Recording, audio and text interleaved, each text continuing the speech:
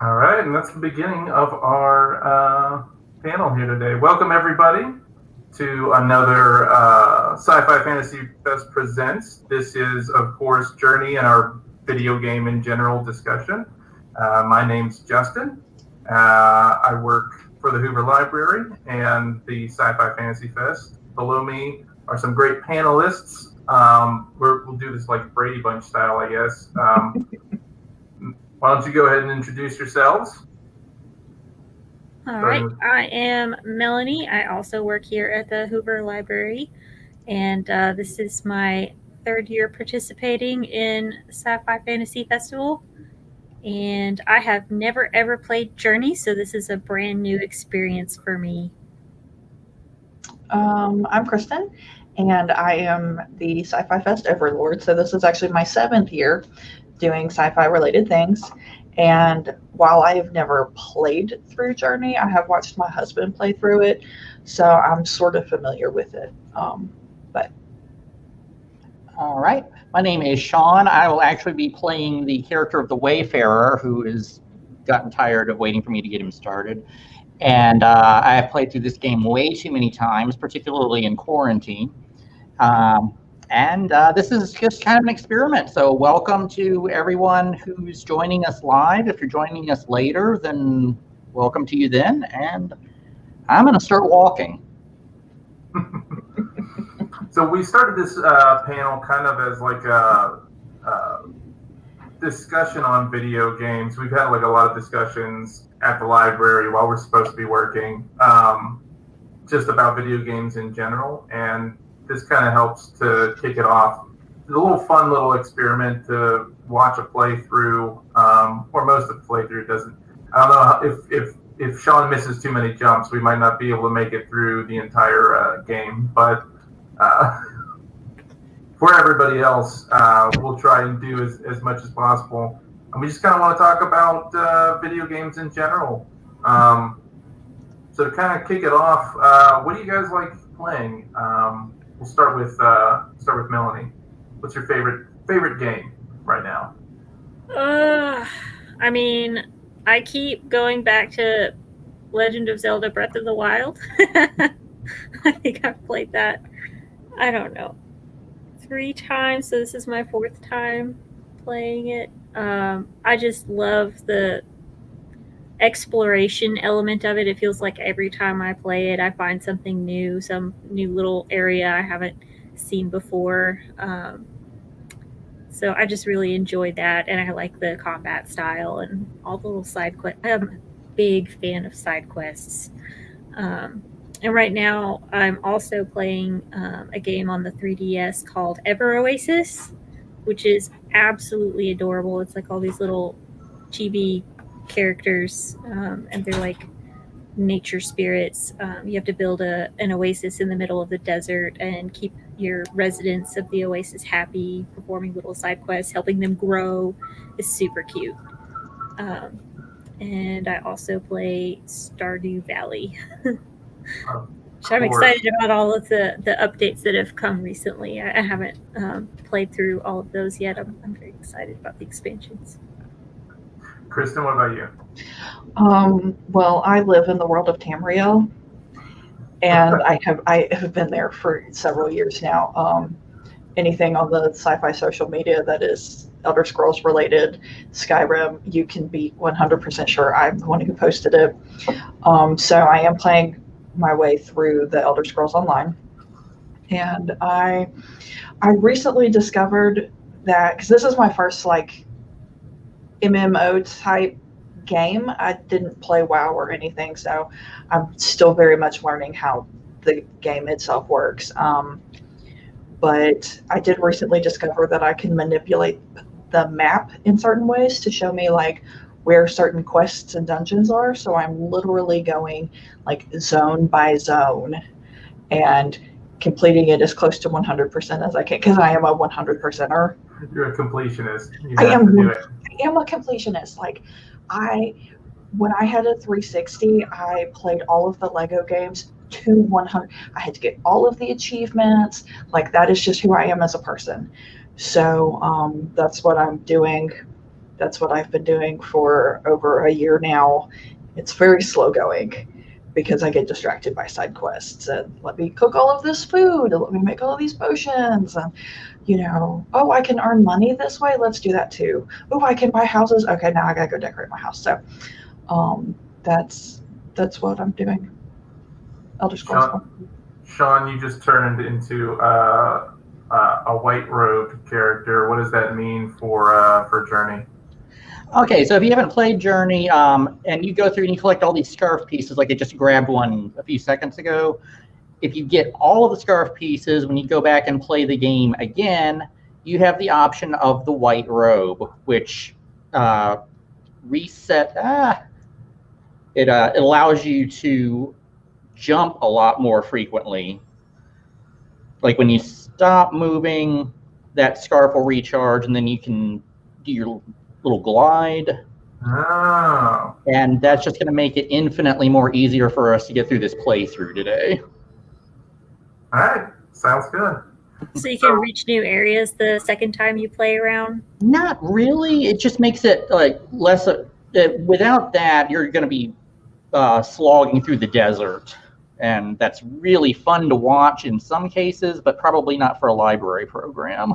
Mm-hmm. So makes it more about the journey, is what you're saying.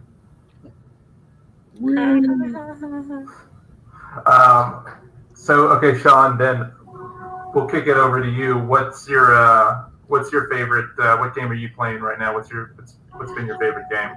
I'm going back and playing Origami King for the Switch because I really I get into just about anything that has Mario's name in the title, and I love story-driven games. So when Mario branched into the RPG genre, I was like, okay, there's something really interesting here about the Nintendo. Oh, this is the part where the queen turns around and she's the witch. Uh-oh. That doesn't sound good. Yeah. So like a moth to the flame, this is the goal of the game. You climb the mountain for reasons. Huh. Well, my favorite game currently is I'm playing the new Pokemon Snap. I didn't like the original Pokemon Snap as much because the C-Stick made trying to capture Pokemon just too difficult for my child brain back then. But I'm digging the new Pokemon Snap. Just like another Pokemon game. I know it's kind of like cliche of just every Pokemon game that comes out, I'll go ahead and try and play it. But it's great. I love just being like throwing apples at you have to throw apples at the Pokemon to get them to turn around sometimes, and it's not nice, but then they get an apple. So whatever. I also like playing. Recently, I started playing Streets of Rage 4 again. Playing through that again. It's a side scroller beat 'em up, based on the same series from the 90s and 80s and 90s. And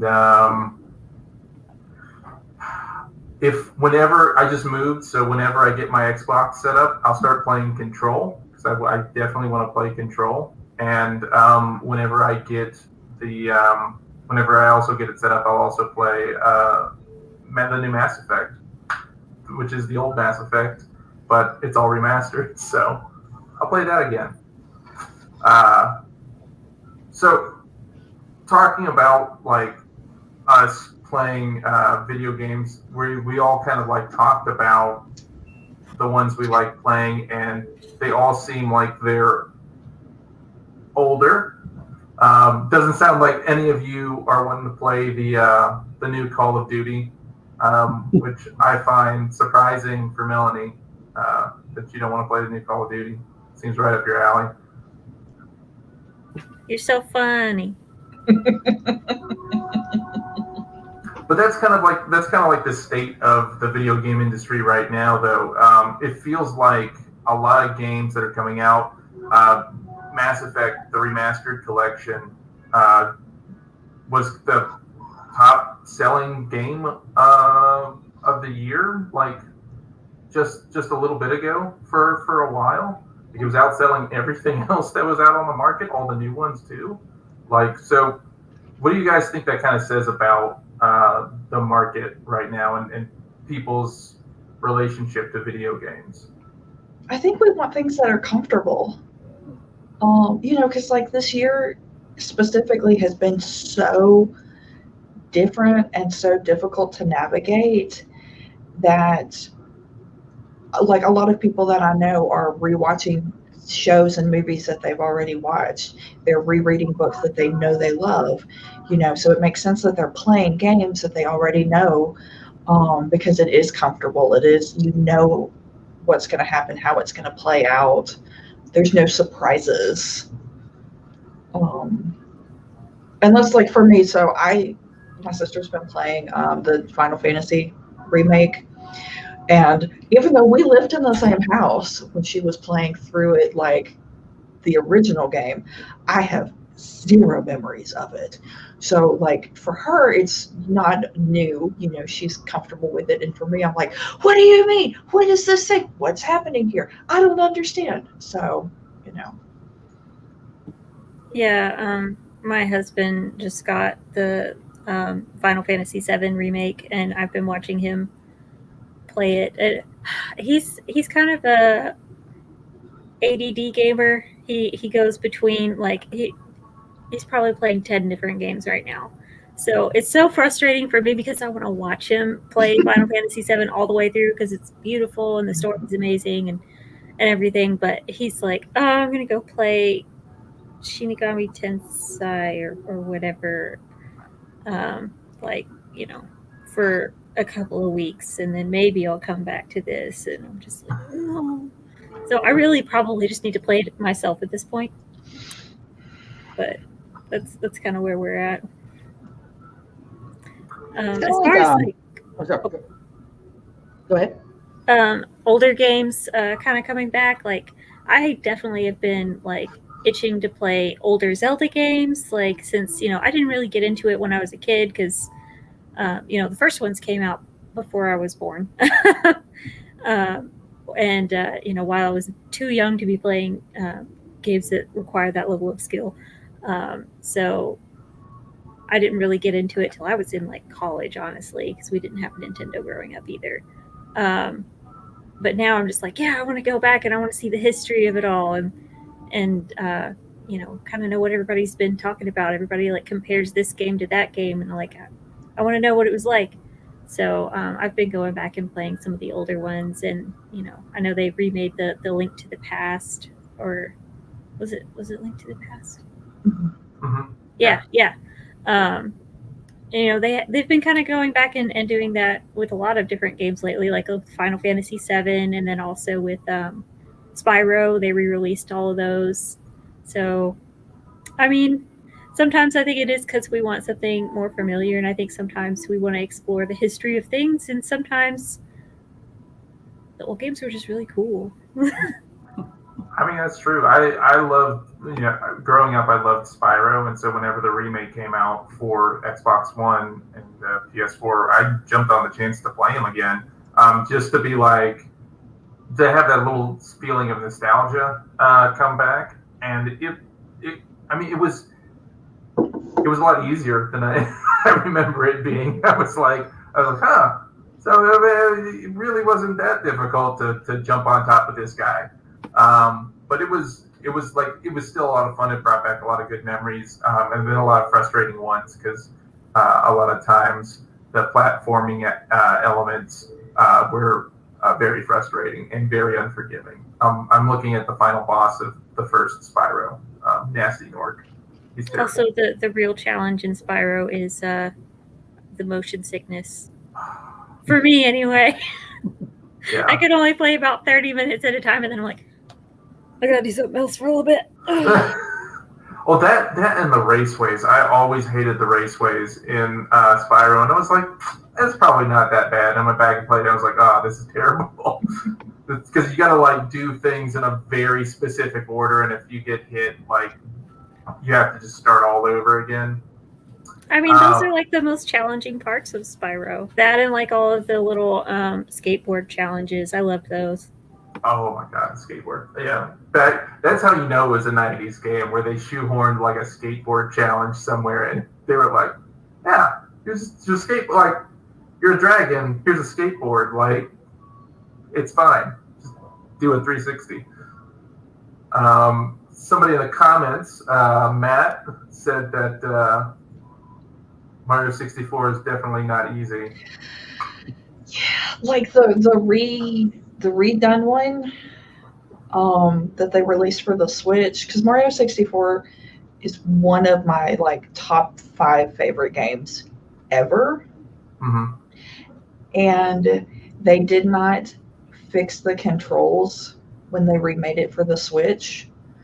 So there's definitely like plus, y'all know, if you jump from like the PlayStation to the Switch, the controls are not the same anyway. So there's definitely like, a little bit of a learning curve there. But then I can't tell you how many times I've accidentally died because the buttons aren't doing what they're supposed to do, and there's a lot of lag.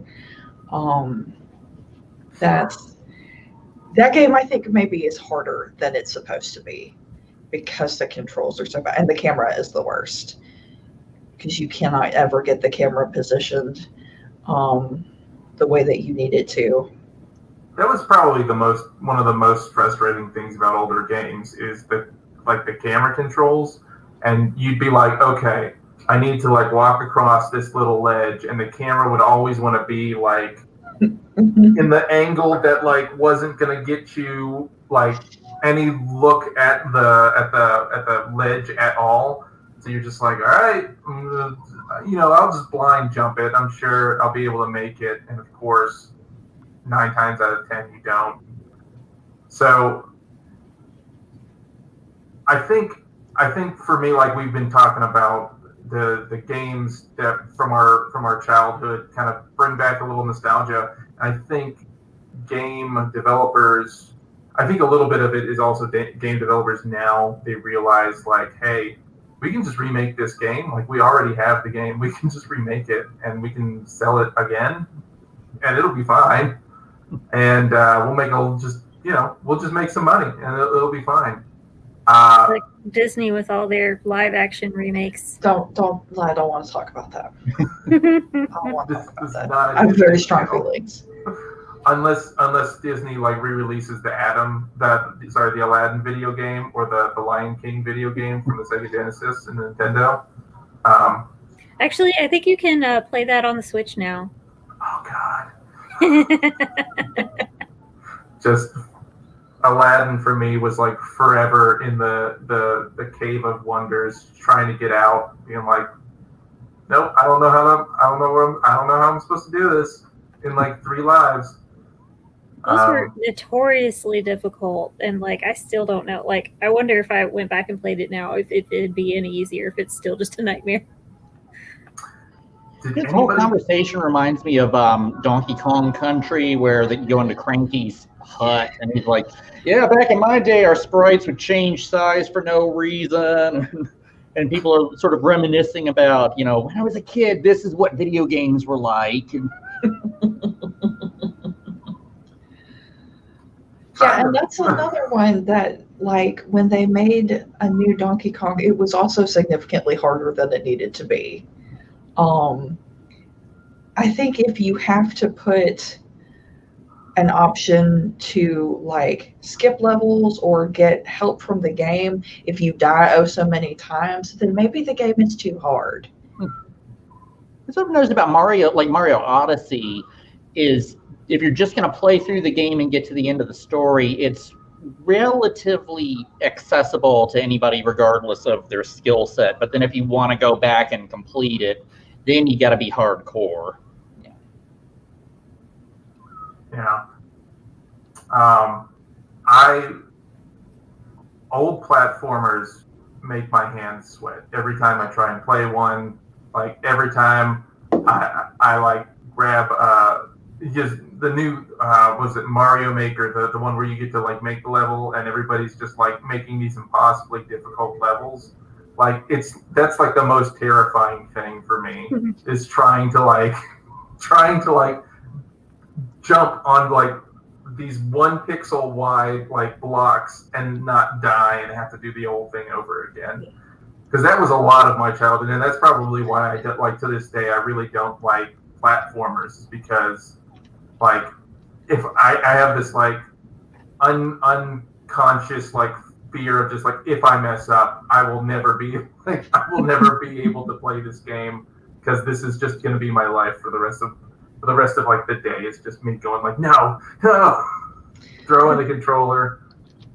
Well, like, I hate any game that, like, when you die, you do have to restart, like, the whole level, or, back at some predetermined save point. Like, I hate that.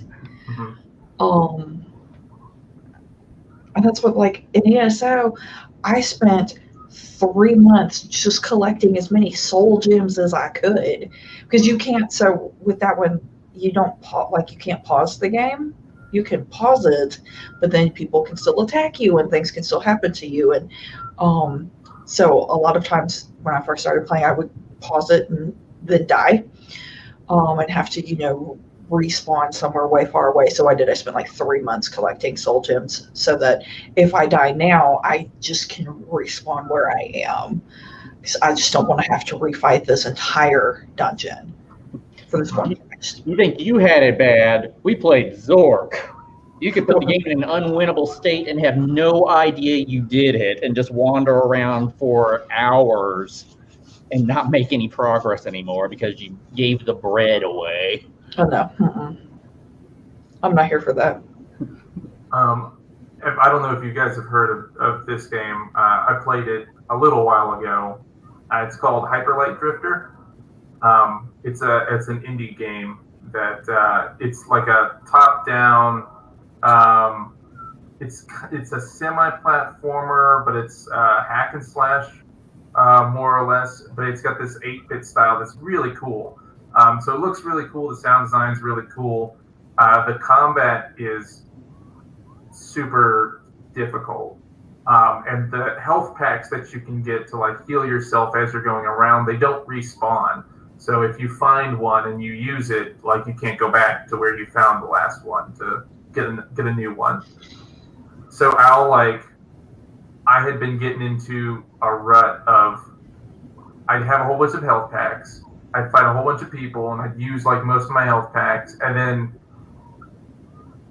I would just be at the boss of that stage and be like, great, I've got 1 health pack, I've got like just a full life bar, 1 health pack. I have to basically do this fight perfectly. And like, luckily, whenever you die, you just go back to the beginning of the room that you were at. But the boss fights are so like, you can't just run in there with a boss fight and like just try and like slash the guy as much as possible and win really quickly. Like, you've got to learn his patterns and everything. So I would play and I'd get so frustrated because it'd be like 50 times of me like going in, getting hit a few times, dying, respawning. I'd have to put it down. Problem is if I put it down for too long and come back, I'm no longer as good at the game. And Yes. so then I have to try and like relearn my skills for the game, like while fighting the boss. It was not fun. It was not fun. I didn't beat the game. I'm on like the second to last boss. You mentioned if video games were books, like you're reading a book and there's not really a guarantee you're going to get to the end of the book. I don't. That's interesting. That brings us to another discussion topic. Is a lot of people, I think most people now, especially around our age, we think of video games as an art form. But a lot of people, especially a little older than us, don't. Just whatsoever, they don't. Famously, what was it? Roger Ebert. Yeah, Roger Ebert said that he thought that video games had the potential to become art, but weren't there yet. So what do you guys think about that? Like, do you think... I know Ebert kept backtracking on his statement, trying to revise it. It's like, no, they're not high art. And it's like, well, what about well, no, that's an experience. It's not. It's like video games are art. All the elements are there. It's just video games are the new kid on the block. When movies first came out, people thought of that as vulgar. Theater is the place where you go. And then television came along and suddenly movies got respect. And so,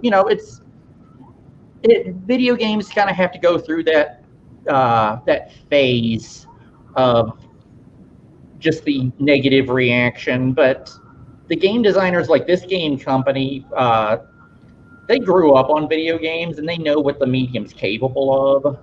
So, oh, hey, I found a friend. I mean, it's beautiful just watching it. Like, I've never played this before. It's just, it looks like art to me. I mean, this game has some of my favorite video game music. Like, the music, I wish we could hear it better because it is stunning. And it does really complement the art style. I remember when the trailer for Fallout 4 was released, and it was in a different animation style than the previous Fallout games, and I hated it. I still don't care for how it looks. And I was complaining to my husband, and he said that was one of like his proudest like nerd husband moments, because I was complaining about the art style of this video game series that we both really loved. But I definitely think that video games are art. They are visual art. They are auditory art. They can be story art. I was going to Planescape Torment. It's one of my all-time favorite games, and it was just the writing on that, I said, was as artistic as any piece of literature. I mean, that's true. I mean, people spend just as much time, if not, I think probably more, writing video game, like a story plus dialogue and everything, as they do like a movie script or a novel. Sometimes more, because you have to do. Think about that too. Reading a book and more than just like a choose your own adventure book. Like, you have a choice in how you end the book by which pages you flip to. You get a cohesive story the entire time, but you just being like, you know what, I'm just gonna flip to page 13 instead of page 10 to see if that changes the outcome of the book. Video games also have the rare instance of you are actually experiencing the art form singularly. I mean, the multiplayer games, you're playing with other people, obviously, but for a video game, you're just kind of like, you're the one who's making it work. A novel, all of that is going to be there without you. The experience is very passive because you're just reading, right? But in a video game, your actions are actually dictating the flow of the story, which is different. And I don't know how people don't see that as an art form in itself. Interactive art. I'm old enough to remember the arcade where people would play Pac-Man, and then you'd have the crowd around them, and like if they're really good at it, you would see all these people experiencing it. It's like, oh, he got eaten, and and that kind of group environment is something that you can get from movies. You can't get it from books because people aren't gathered around reading the same book. But there's a social aspect to a lot of games. Like, even if everybody goes off and plays their own Zelda game, people then get together and they talk about it. And they're like, what was that? How did you get through the water temple? Oh, the water temple. It is always my nemesis. I also, growing up, when we first got the PlayStation 2 and I started playing Kingdom Hearts, I mean, my whole family would sit around and watch me play. Mm-hmm. And like my sisters, they did eventually play on their own, but like that first time, they wanted to watch me play it. Mm-hmm. And like, there'd be times where I'd be like reading a book or doing something else and they'd be like, hey, can you play Kingdom Hearts? I want to know what happens next.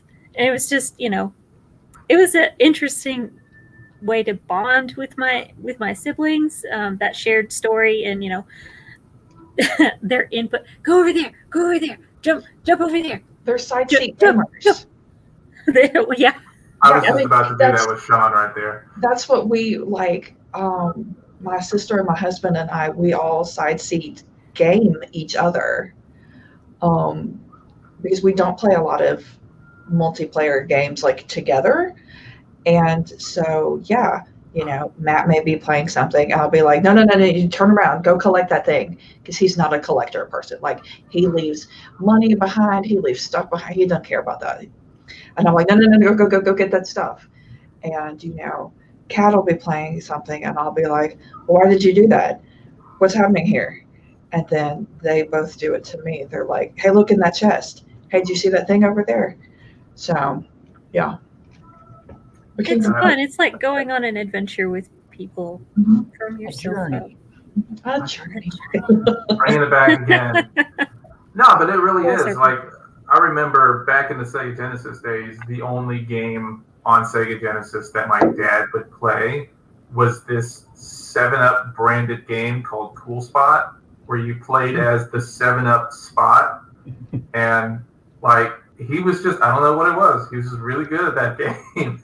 And my brother and I would just, like, we'd just be sitting on the couch with Dad, and we'd be like, Dad, play Cool Spot. Like, we want to see you play Cool Spot. And he would, just be playing the 7-Up game. Just being like, all right, cool, we'll play Cool Spot. It was bonding time. It was the time that we got to, like, hang out with Dad doing the thing that we love to do. And I don't know if, like, tastes in movies are different, and tastes in books are different. So a lot of times we wouldn't be reading the same thing or would want to watch the same thing. But like it gives everybody that kind of like interactive feel in bonding, how to like just be together, watch everybody do the same thing, but like, like Kristen said, you get to side seat drive a little bit and be like, no, jump over there. No, you got to jump over there. It's like you're figuring out things together, which was always like my favorite part of playing with my dad was being able to like figure out the rooms together. Mom was just really good at Aladdin, and nobody else was really good at Aladdin. There's someone that's good at Aladdin? Oh. My father and I would play Ultima 4, and of course this was before the internet, so you didn't have access to walkthroughs. You had to actually scour every aspect of the game, and we had notebooks full of notes about what character told us to ask what to who, and And we would set aside time. It's like, okay, he's home from work. We got a couple of hours. We're gonna go through this dungeon and try to get this stone. Well, so when I was on maternity leave, my husband started playing through Skyrim, and it was my first time experiencing it. And I, fell in love, obviously. And so I started playing it. Well, as she's gotten older, my daughter is like, hey, mama, you want to go fight dragons? Hey, mama, you want to go fight some bad guys? And I mean, she's 3.5 now, and she will. And she'll sit on the sofa with me, and she, cheers me on, and she's like, oh, mama, bad guy. And sometimes she asks for her own controller. So we give her one that's, not connected. It's for a completely different system. And she sits there and she mashes the buttons too. And she's very just excited. But her favorite game to watch is Mario 64. We spent a lot of time over Christmas watching it, watching me play. And so, yeah, she'll be like, we'll be in the car on the way home. Mama, you want to go play Mario? I want you to play Mario. Let's play Mario.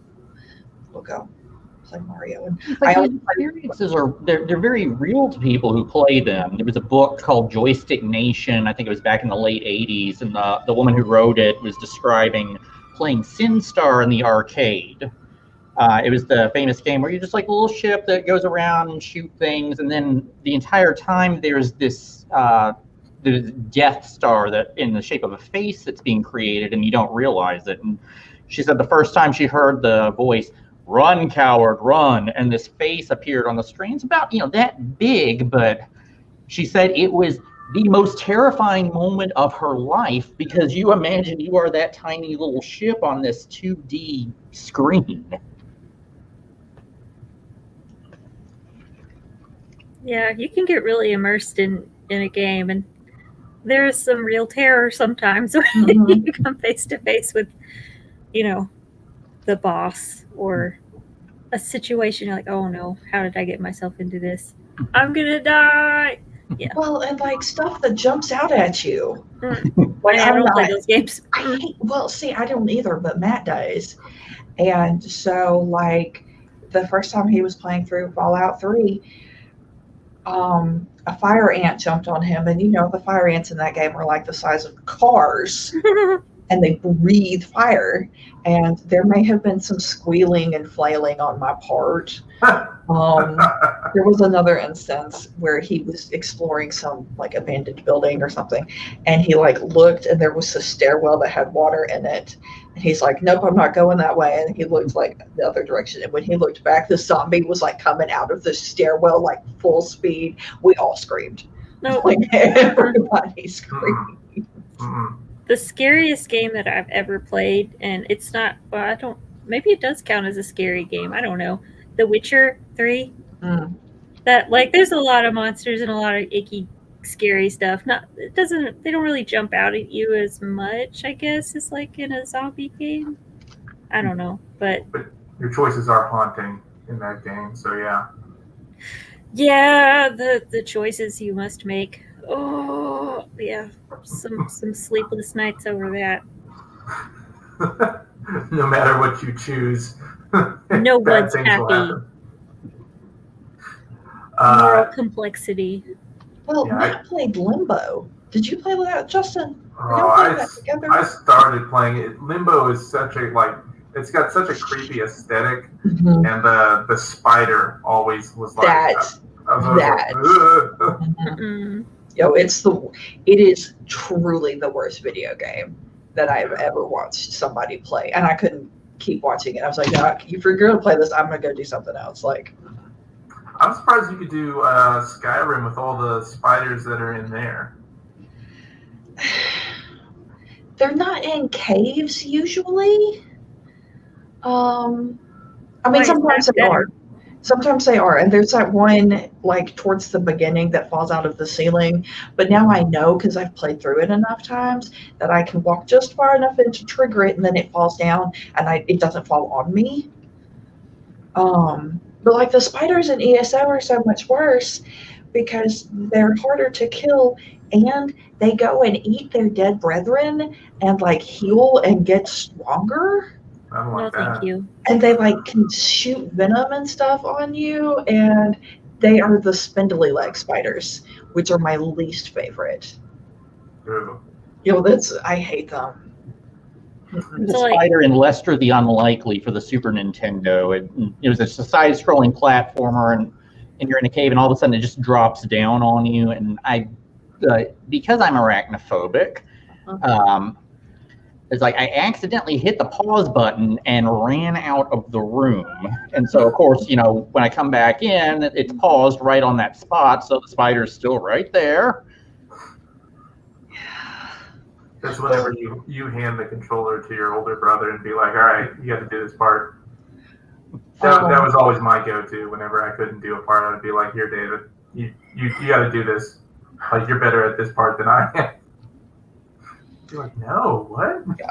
Yeah. Well, I mean, like when we went to see Return of the King in theaters, I had read the books. Okay, I knew who Sheila was. I knew what was happening, and then when she like hits them, like gets and she sticks Frodo, I screamed. And my mom and my sister are sitting next to me, like, be quiet, like it's fine, it's a movie, and I'm like, no, I'm dead. This is it. Like, it's not fine. Terror scream. I know it's almost scarier when that happens when you're playing a video game because, like, on the screen it's happening to Frodo, but in a game it's like that's your character, that's you. Yes.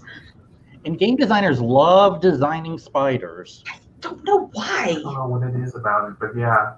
Because so many people are scared of them, I guess. Speaking of jump scares, we are now entering the jump scare zone. Okay. They have that in this game. Yep. They get the worst one right up front. We're about to see Aladdin's magic carpet snuff it right up there. Whoops. No, turn this so we can see the jump scare. Oh, poor magic carpet. Oh.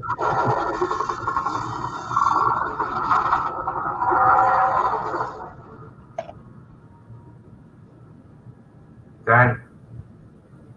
Okay.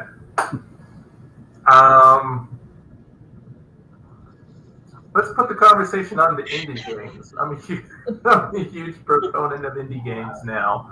I used to love the big AAA games, but games like Journey and Firewatch and even the game that I was really frustrated with, Hyperlight Drifter, like they're super cool looking and they come out, they've got an interesting concept. You get to play through all the way and you don't really have to worry about DLC coming out later. What do you guys? Do you guys play a lot of indie games? Any indie games at all, or? I do. Like I've played Stardew Valley, and then I really liked Child of Light. You played that? I started playing it. Yeah. It's just so pretty, and it's also got beautiful music and just beautiful visuals. Even though it is kind of more like old school 2D, but not because it's so pretty. And I've also played Bastion. Was pretty fun. Oh. Yeah. And I don't know. I really want to play Ori and the Forest Spirits or something like that. Yeah. That looks like something that'd be right up my alley. Yeah, I love. I'm a big fan of indie games now, just because of the whole like. God, I was really hooked on the hype for Cyberpunk 2077, and getting the game and it being as like not good as it was whenever it came out.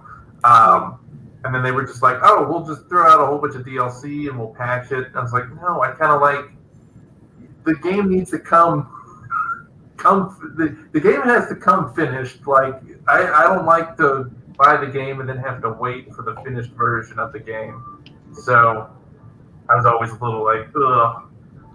Matt says that he loves Braid. That's his favorite indie game.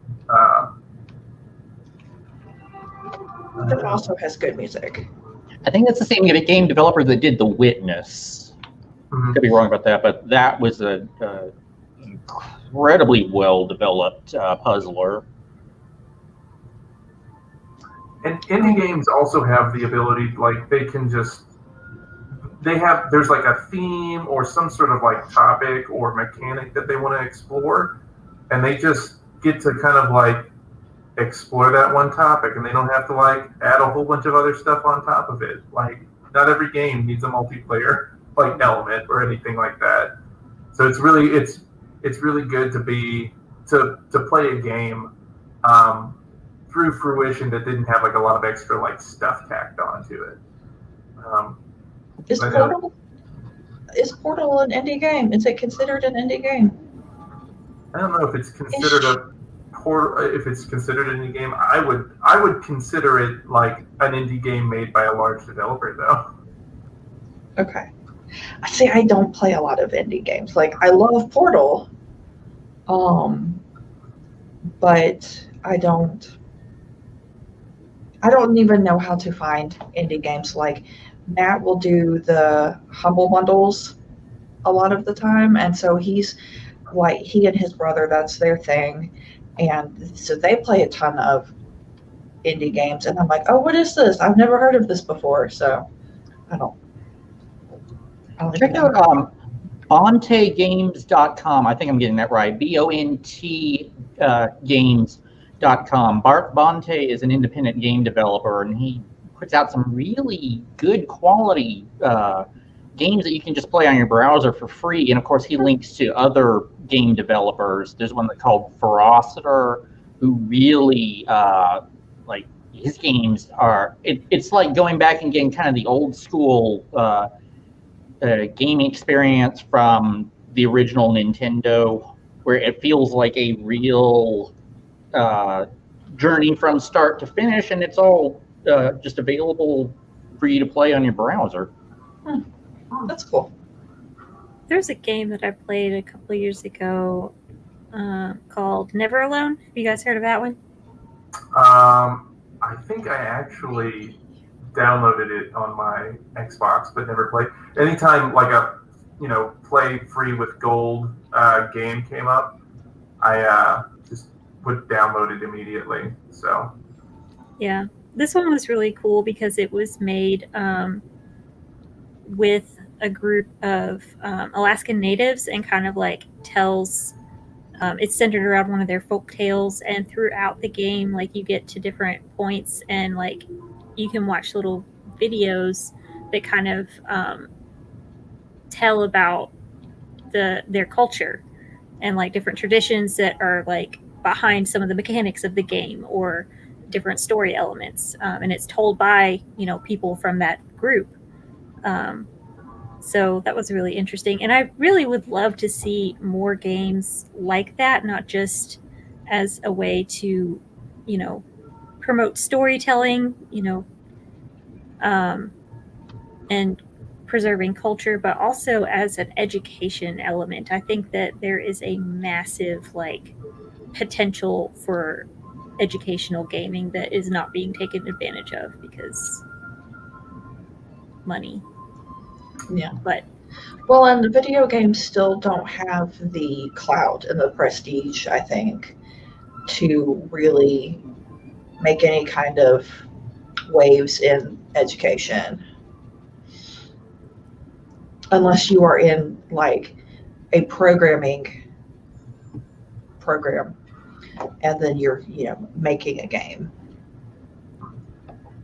Yeah, I know that there have been some teachers that have been trying to take advantage of what little resources for educational gaming there are during the pandemic. Like I know a lot of teachers were using Kahoot to make lessons into quizzes, or kind of gamify learning. And there was some other Classcraft, I think, or something like that, where teachers can make a kind of like a D&D type of journey with like the different points are lessons and stuff like that, and quizzes. You know, you have to beat this quiz to get rid of this boss and continue on your journey. And like they can design their own characters and stuff like that. So I thought that was kind of cool. That's super cool.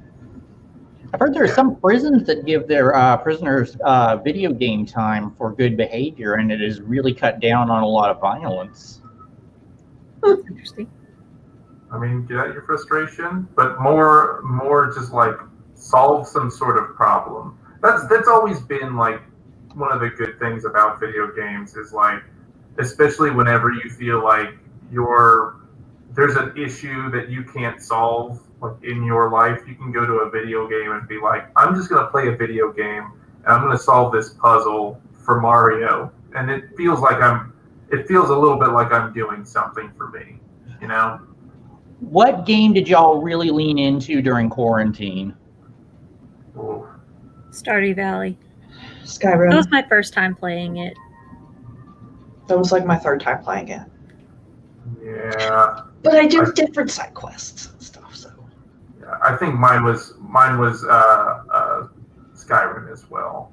Just because it was like familiar and there was a lot that you could do. So I could just like, all right, I'm just gonna go do this thing for like an hour and feel okay. Oh, at the beginning of the pandemic too, also Animal Crossing. Oh, yeah. Yeah, like, I mean, my family is like spread all over the US, and one of my siblings was in the UK. And that was just kind of a way for us to sort of like go visit each other, like on our islands, and interact, you know, while we were far apart. I found Arkham Knight was a great game to play during quarantine because you felt like you could clean up an entire city. Yeah, things like that were always good. Like during quarantine, figuring out a game that you could just fix something. Like it was great for a while, just making my my island like nice and neat and picking up the weeds and like it sounds super boring. Like just walking around being like, all right, I gotta go shake the trees today to see if I can get the wasps, and then pick up all the leaves or all the weeds that are around my island, so that I get a nice rating at the end of the week. But fish and try to catch something besides a sea bass. If I never hear that joke ever again, I will. Oh my God, yeah. Like some of the phrases were kind of funny, you know, the first dozen times, but then you just kind of like, you're like, maybe don't say anything anymore. I caught a fish. End of story. Yeah. It doesn't happen. But like a lot of those things are cool, like filling like all of the museum and everything like that, like catching that stuff, going in and seeing it. I think the reason I never picked it back up after a little way into quarantine was just kind of like, after you pay off your house, there's not a lot to like what do you do? Move towards. Yeah. So you're just like, okay, well, I guess I'm done. I'm asked more bells so you can buy fancier furniture. And, well, I mean, they did do some pretty clever things with like opening up the water to swim in after a while so you can catch sea creatures. So like, you know, that was a new thing that you could add to your museum. And then also the art wing that they opened up. And, you know, they have their seasonal and holiday events that kind of keep people coming back because it's, you know, new, exciting. Yeah, the fireworks show was a fun one. All of our friends got together and saw a fireworks show at one of our islands. It's pretty good.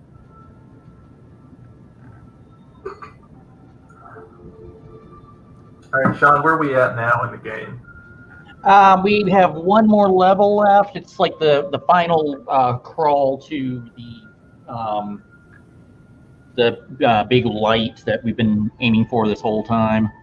In fact, if you missed the game, this is a mural that depicts everything we've just done. Mm. So what part of the hero's journey are we on at this point? Because I don't know.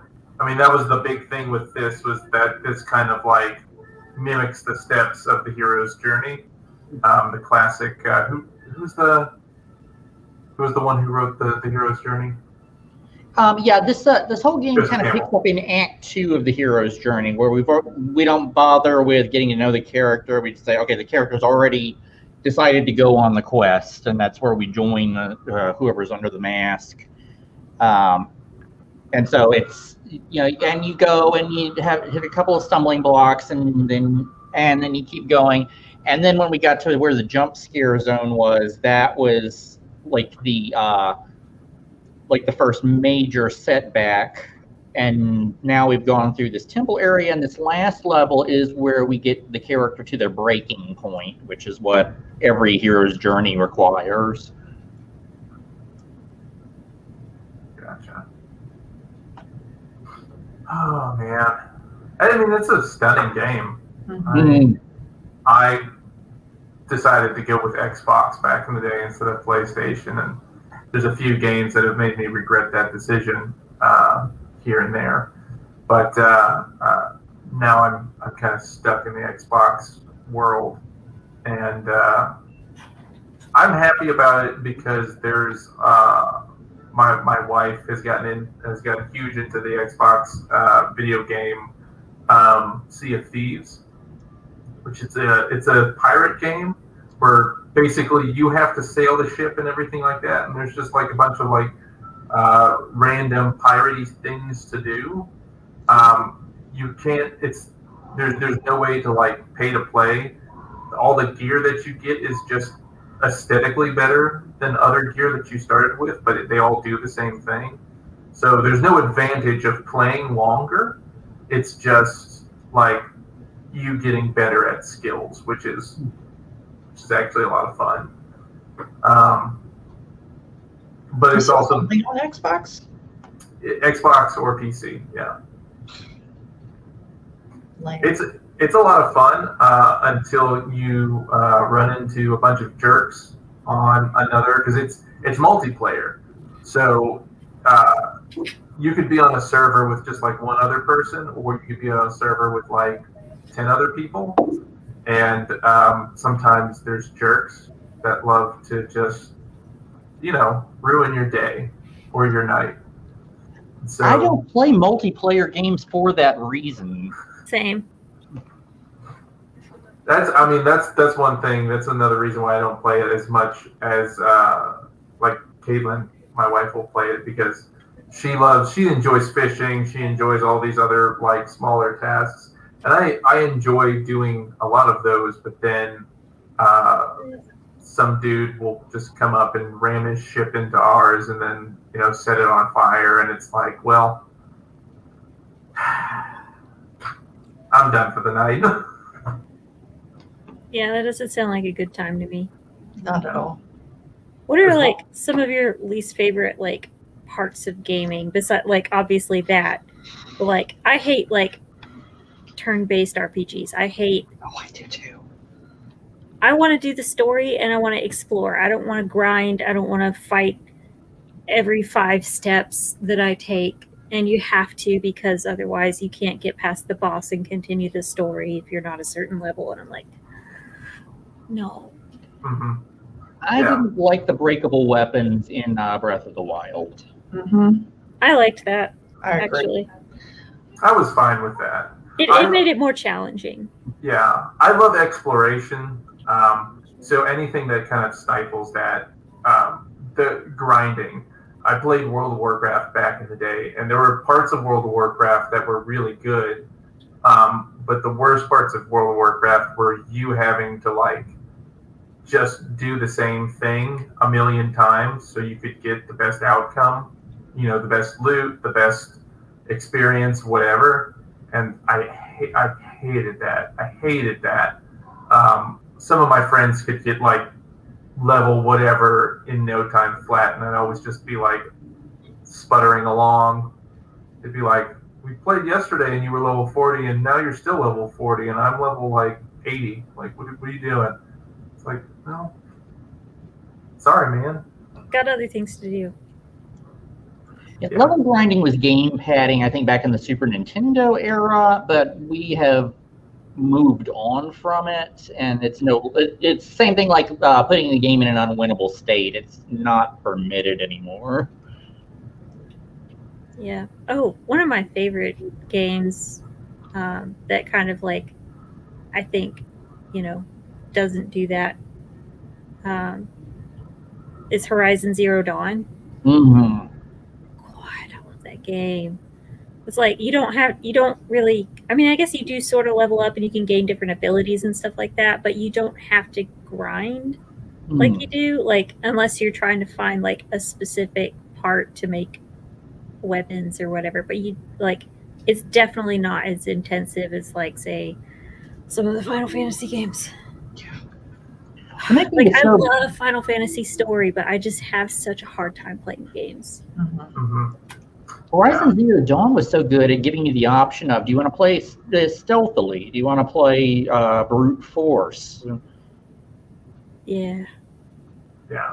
I remember my brother loved Final Fantasy VIII whenever we had a PlayStation 1. And I loved watching him play it.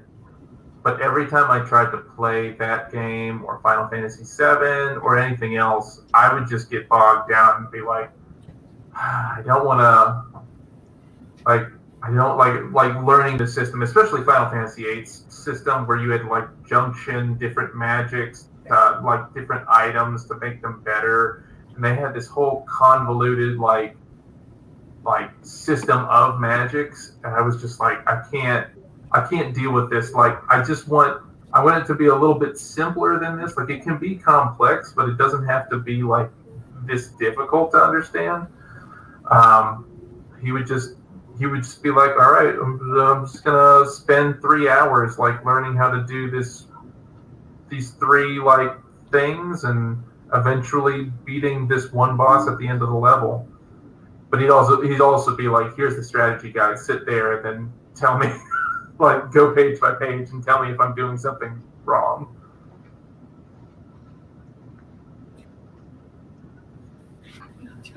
So, I guess I have another question. What are like some of the most visually stunning games that you guys have seen? Before this one, the Prince of Persia: Sands of Time, I thought it was some of the most beautiful rendered sand. All right. I mean, this is probably going to be your answer, Mel, but I think Breath of the Wild is beautiful. Mm-hmm. I'm trying to think what else.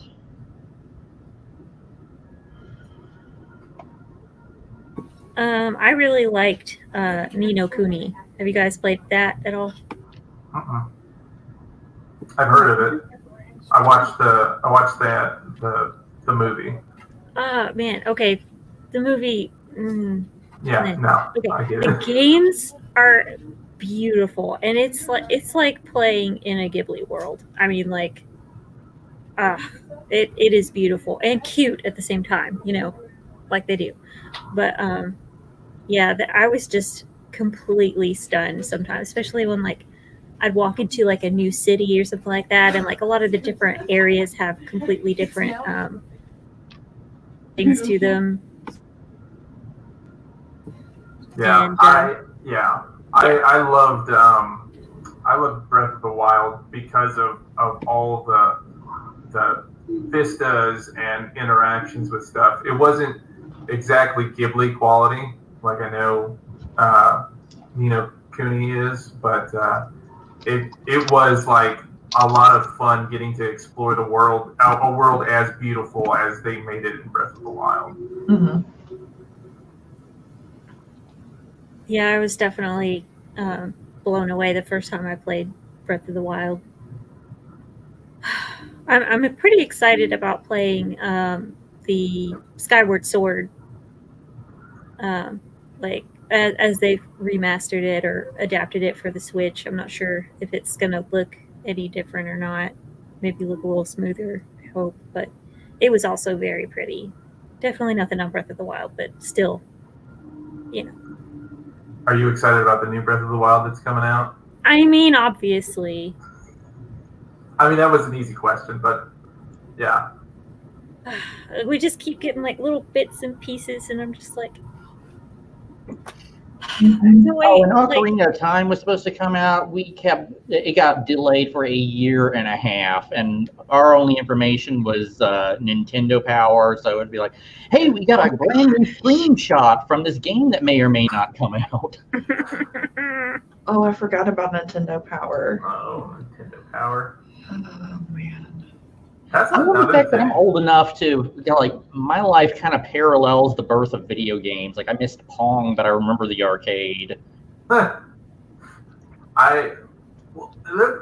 another thing. Like, technology as it is now has changed how, like, frequently updates can happen on video games. Just as, you know, as the development happens. A lot of times there's just, you know, whenever I was young, but whenever I was young, again, Game Informer magazine, and then every now and then you'd go to like GameStop, and so there would be a trailer for the video game on like one of their like play screens or something, or those little demo discs. Does anybody remember PlayStation demo discs? You'd buy it, and it'd have like 5 minutes of the game that you could play. That was great. But now it's like you can tweet at the developers for the game, be like, "Hey, when's this coming out?" Never. What's his? The guy from Valve says every time somebody asks me when Half-Life 3 is coming out, I delay it another 3 months. It takes time to make art. It does. It does. There's that kind of like divide between they want to make art, but like also they need to make money, and a lot of the times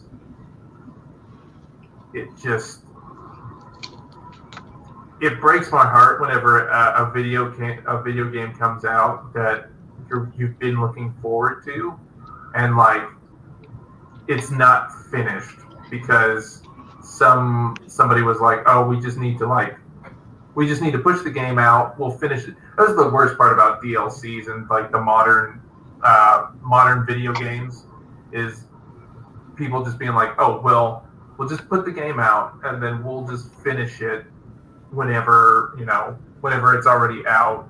Just put it out there already so people can play it. People can stop tweeting at us to put the game out. You mean like No Man's Sky? Oh my God, No Man's Sky was... Yeah, that game is beautiful, okay? It's weird, and I don't understand what's happening, but it is beautiful. And we still own our original copy. Matt did not return it.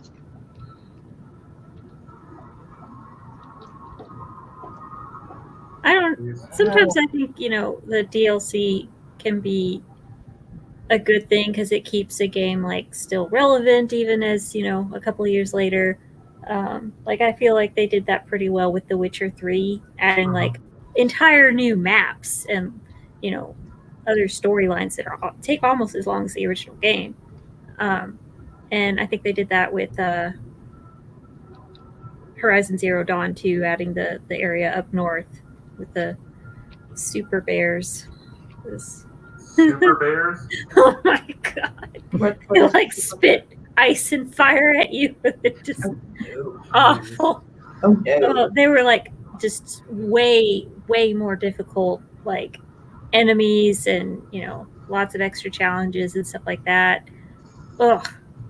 It was, I felt like I got a pretty good bang for my buck there.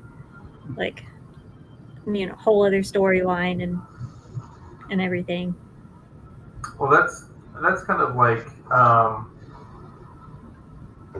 I guess it's a good thing and a bad thing whenever it comes to stuff like. Did you guys ever play the original Mass Effect? Mm-mm. So Mass Effect 1 came out, great game. Mass Effect 2 came out, arguably the best game that they made of the trilogy. And then Mass Effect 3 comes out. It's supposed to be the ending to the story, and the gameplay is awesome. And then it gets to the end of the gameplay, and it's just like the ending was terrible. The original ending. The game, all of the games were predicated on the fact that the choices that you made affected the outcome. How good, how bad, everything. But like your choices that you made all along get you either a better outcome or a worse outcome. And then it comes to the end of Mass Effect 3. And spoiler alert if you haven't played it, but Spoiler. in the original ending, you got to the end. It didn't matter what choice you made. It was the same ending all 3 times because they ran out of time, or there was like some developer issue with BioWare. They were just like, okay, throw it out. But you could go back and you could do all 3 different endings. All of the cinematics were the same, except there's just different color, like explosion would happen. And so, like, there was an uproar from fans. And a few months later, they put out like I can't remember what they call it, like the legendary ending or whatever, came out, and it fixed that issue. But it kind of left a bad taste in my mouth of like, man, if you're gonna put this game out and this was the ending that you wanted, why not wait just a little bit longer and then put this ending out? Or don't give me a bad ending because you ran out of time, and then fix it later. Yeah, that's a bad use of DLC. The Wayfarer is kind of visually representing what you're saying. It's like, no matter what choices you make, it didn't matter. Oh. Yep, that was the end of Journey. We did it. Well, Sean did it. We helped. We gave him moral support. You made it to the light. That was, no, he died. That was Lego Batman 3, the Snyder Cut. Oh, jeez. God, I hate Lego Batman. I was going to say earlier when you were still walking towards the mountain, it reminded me kind of the mountain in Breath of the Wild that lights up at night, Satori Mountain or what. I love that place. Mm-hmm. This game is pretty much 60% of Breath of the Wild's gameplay. Well, and that's another thing that I loved about different games like Skyrim, like Breath of the Wild, was the exploration in those games. You could just be hanging out and you look around, and then all of a sudden, like, there's a beam of light coming from a mountain, and you're like, well, I guess I'm going to go check that out now. Or like a dragon flies overhead and lands in its lair. Like, okay. Did y'all ever go to Satori Mountain when it was lit up and find that one like big tree with like either a bunch of beetles or butterflies? You didn't?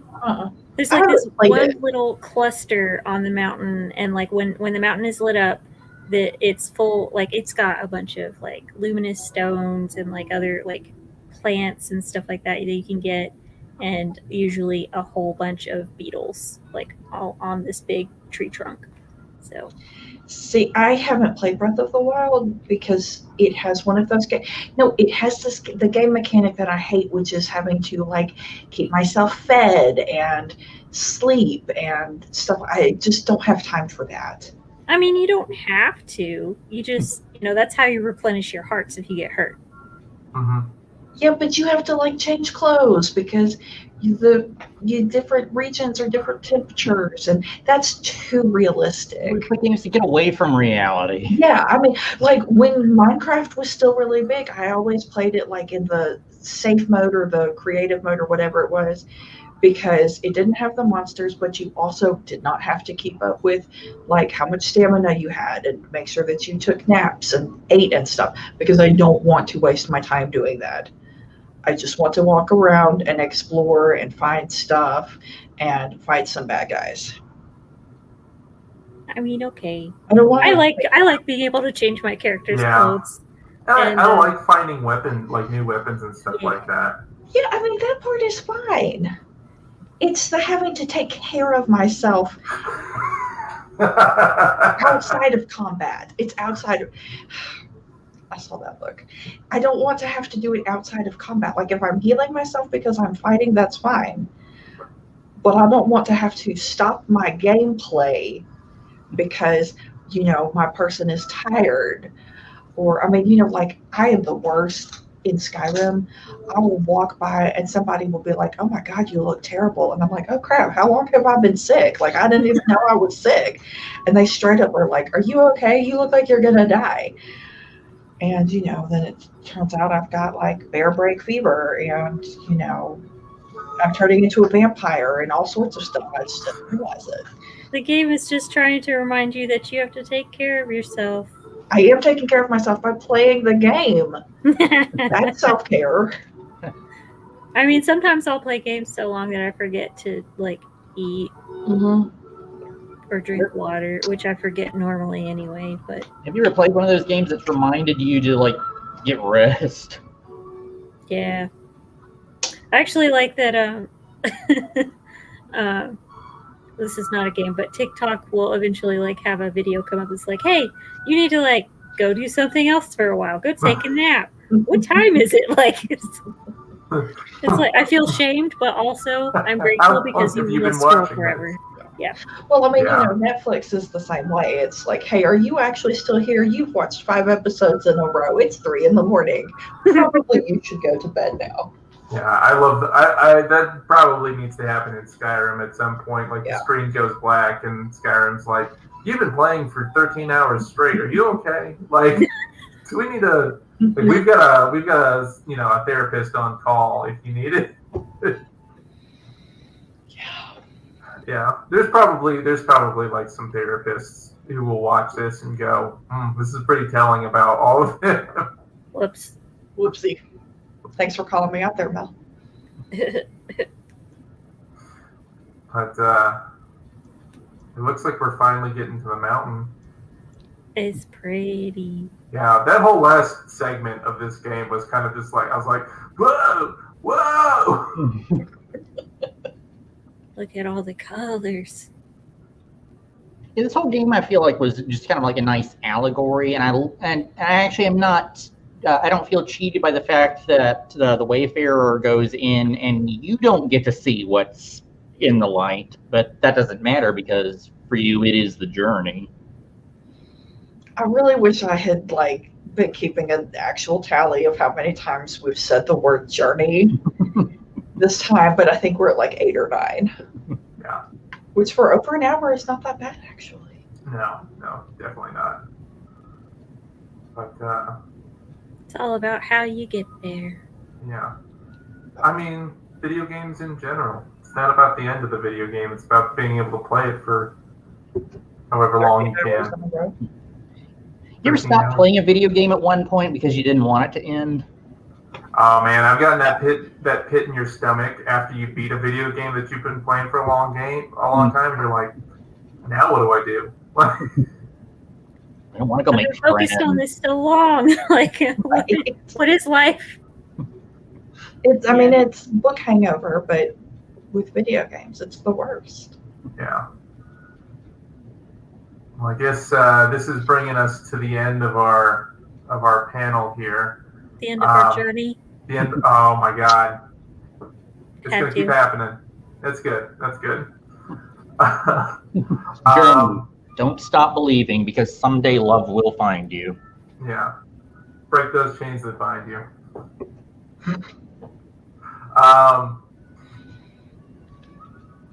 Let's go. I guess let's go around the horn here. We'll just say, our favorite part of this, and what to look forward to in the future. Melanie, you got anything for us? My favorite part of like the game that we just watched? Yeah, or anything. The favorite part of this conversation. Okay. Well, as far as like the game journey, I think my favorite thing was like the creatures that looked like jellyfish. I liked those. Those were cool.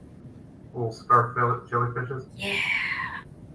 I just like jellyfish too. But and for the conversation, I mean, just the getting to talk somewhat philosophically about video games and gaming and how it's changed and where is it going to go and things we're looking forward to and things we hate. It's it's nice to just sit and chat about it sometimes. Kristen? I'm gonna stick with my earlier statement that my favorite part of Journey is the music. And yeah, I think my favorite part of this has just been able to chat about video games. And although I do feel slightly out of my league here because I am not an indie gamer, and I do typically stick with what I like, and what I like is very small. But it's been a good conversation. Sean? I have a job that allowed me to get paid to play a video game. Living the dream. I just think that is amazing. I love the way that the libraries are going, where we're branching out into, it's not just about books, it's about programs for different kinds of audiences. And community. That's exciting to be a part of at this time. And speaking of programs for different audiences, ladies and gentlemen, the SciFi Fantasy Fest is coming up. This is our last SciFi Fantasy Fest presents before the SciFi Fantasy Fest. Next month, that's July 31st, is the SciFi Fantasy Fest. Kristen, you want to take a little crack at what we're going to be doing? Maybe give them a heads up on some things. I will. So this year it's virtual again. We're going to have panels on Star Wars, comic books, anime. I did forget that. We do have Sci-Fi Fest veteran Grady Hendrix coming back. He appeared last year. He's coming back this year to talk about his new book, The Final Girl Support Group, I think is the title. Mm-hmm. So he's coming back. We're going to have writing panels. We're going to have panels on Indiana Jones and the fact that the Fellowship of the Ring maybe turned 20 this year, which makes me feel really old. Yeah, y'all. 20, it turned that point. 20. It turned 20 this year, and my heart, it hurt my heart real bad. So that's going to be, it'll be online, like I said. We will have a thread for our vendors. So, if you're a vendor, if you sell geeky things or art or whatever, you can promote your wares. Khajiit has coin. No, Khajiit has wares if you have coin. That's what it is. And Khajiit did nothing. Yes. I think that's it. I don't want to give away too many panel spoilers. Okay, all right. Because I want people to tune in and see. But it's gonna be a lot of fun. And then next year we'll get to meet in person. We'll get to see all of your lovely faces in person again. And I will say, in November, we are gonna do a geek market for our vendors. So it'll be just a single day event that will be just for our vendors to get to set up and just, right before Christmas, everybody's looking for stuff to gift. So details and applications will be coming out soon, but I don't know exactly when. But yeah, so that will be our first sci-fi in-person event. And then August through December, we're going to do more of these Sci-Fi Presents. We've got a bunch of cool topics. So we've got a lot of stuff we're working on. So stay tuned. Follow us on social media. The ticker is scrolling below us. You can follow us on Instagram at HPL Sci-Fi, on our website at hplsci-fi.com, or on our Facebook, facebook.com/HPL Sci-Fi. But that about does it for us today.